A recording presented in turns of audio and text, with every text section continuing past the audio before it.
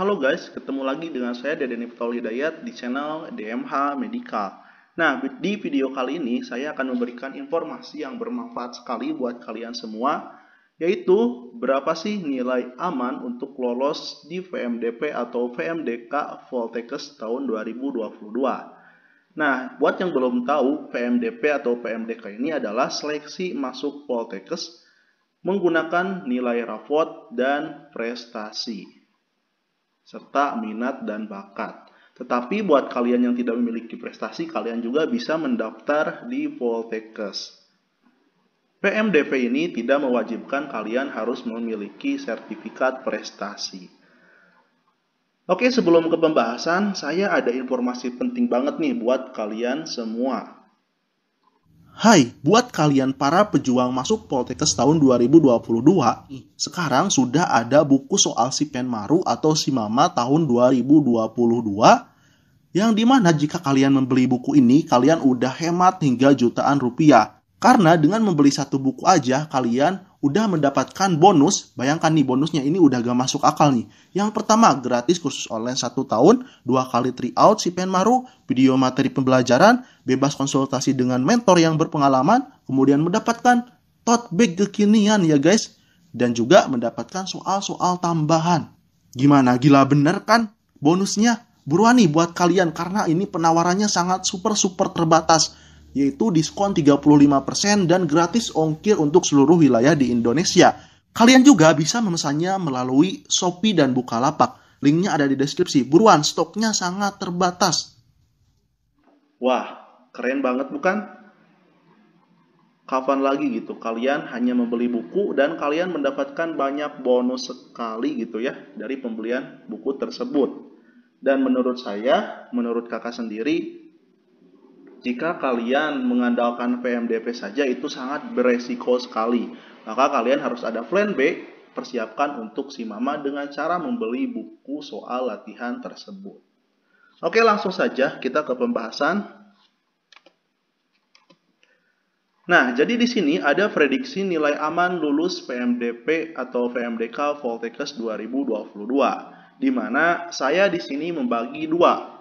Ada jurusan favorit dan ada jurusan non-favorit. Tapi sebelumnya saya mau menegaskan terlebih dahulu, ini adalah prediksi. Bisa benar, bisa tidak. Silahkan kalian mau percaya, mau tidak. Itu adalah hak kalian. Tapi ini saya tegaskan lagi hanya prediksi. Nah, jadi di sini untuk jurusan favorit, ya, jurusan favorit ini atau Voltekes favorit, biasanya nilai terendah yang diterima di VMDP itu nilai rapotnya 85 dan minimal memiliki satu prestasi akademik atau non-akademik. Dengan kalian mempunyai nilai rapot yang stabil, yang bagus di atas 85 atau 85 dan kalian memiliki prestasi, maka kemungkinan besar kalian aman untuk masuk di jurusan yang kalian pilih di Voltekes favorit dan jurusan favorit. Nah, kemudian yang kedua ada jurusan non-favorit. Untuk jurusan non-favorit atau Voltekes non-favorit, nilai terendah yang diterimanya itu rapotnya sekitar 80 sampai 85. Nah, di sini kalian harus tahu terlebih dahulu bahwa di sini nilai rata-rata rapot ya. Bukan nilai setiap mapel, tapi nilai rata-rata rapot. Nah, di sini ada kelompok berdasarkan nilai rapot, ya. Jadi kita kelompok-kelompokkan mana aja sih jurusan atau program studi yang favorit, yang termasuk kelompok 1, kelompok 2, dan kelompok 3. Mana sih dari yang tersulit sampai yang paling mudah. Sehingga kalian akan lebih paham dan akan lebih bisa gitu menentukan berapa sih peluang kalian untuk lolos di Voltekes tersebut. Nah, di sini pembagiannya berdasarkan nilai rapot ya. Nah, jika nilai rapot kalian 90 lebih, nilai rapot di sini maksudnya nilai rata-rata rapot kalian 90 ke atas, dapat memilih PTN atau prodi kelompok yang pertama. Jika nilai rapot kalian di antara 85 sampai 90, maka dapat memilih PTN atau prodi kelompok yang kedua. Dan jika nilai rapot kalian rata-ratanya 80 sampai 85, maka dapat memilih PTN atau prodi kelompok yang ketiga. Nah, kalian harus ingat 3 poin-poin ini. Nah, kita lanjut.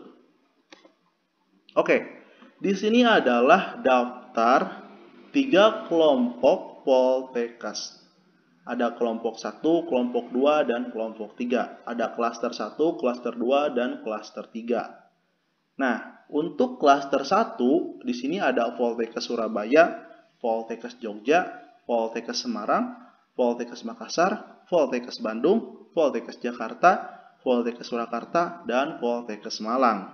Nah, Poltekkes yang masuk di kelompok 1 ini adalah Poltekkes yang bisa dianggap Poltekkes favorit. Jadi persaingannya di sini cukup ketat.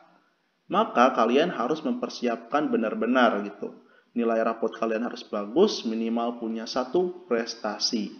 Nah, di klaster 1 ini atau di kelompok 1 ini juga tergantung jurusannya. Ada jurusan yang favorit dan ada jurusan yang non-favorit. Kita nanti akan bahas mana saja jurusan yang favorit dan yang bukan favorit. Atau jurusan yang masuk klaster 1, klaster 2, dan klaster 3 di slide berikutnya. Nah, di sini ada klaster yang kedua. Di mana klaster yang kedua ini ada Poltekkes Malang, Denpasar, Bengkulu, Palangkaraya, Banjarmasin, Medan, Tasikmalaya, Padang, Kupang, Jakarta 1, Pontianak, Kalimantan Timur, Manado, dan lain-lain sampai ke Palu.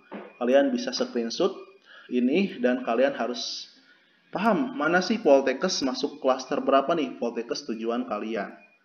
Kemudian ada klaster yang ketiga, ada Poltekkes Jayapura, Tanjung Pinang, Pangkal Pinang, Ternate, Mamuju, Maluku, dan Sorong. Nah, jadi kalian jika nilai kalian misalnya rapotnya 85 sampai 90 nilai rata-ratanya, maka yang cocok gitu ya, kalian masuk ke klaster yang kedua atau yang kelompok yang kedua, pilih Poltekkesnya. Tapi jika kalian ingin masuk klaster 1 juga bisa, asalkan punya prestasi. Nah, untuk klaster yang ketiga ini khusus buat yang nilainya di bawah 85. Ini sangat-sangat bisa kalian lolos melalui jalur PMDP di Poltekkes tersebut. Oke, kita next ke slide selanjutnya.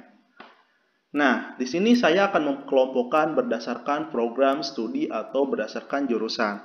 Ini ada kelompok yang pertama, ini bisa terbilang jurusan-jurusan yang favorit gitu ya di Poltekkes. Ada jurusan keperawatan, kebidanan, farmasi, analis kesehatan, radiologi, dan keperawatan anestesiologi.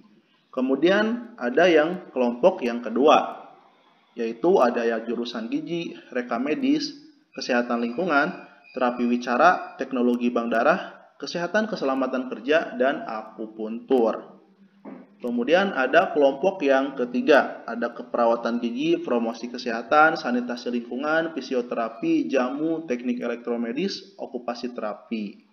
Nah, mungkin itu dari jurusan-jurusan yang kita klaster-klaster, dari klaster yang pertama yang paling sulit, klaster yang kedua yang cukup sulit, dan yang klaster yang ketiga ini peluangnya lebih besar buat kalian. Oke, mungkin itu saja di video kali ini. Terima kasih yang udah menonton sampai akhir. Jangan lupa tekan tombol subscribe. Bantu terus channel ini untuk bisa berkembang dan memberikan informasi mengenai jalur masuk Poltekkes. Dan buat kalian yang ingin membeli bukunya, silahkan sebelum waktunya terlambat. Pesan dari sekarang juga. Oke, saya Deden Ibtaul Hidayat. Sampai jumpa kembali di video selanjutnya.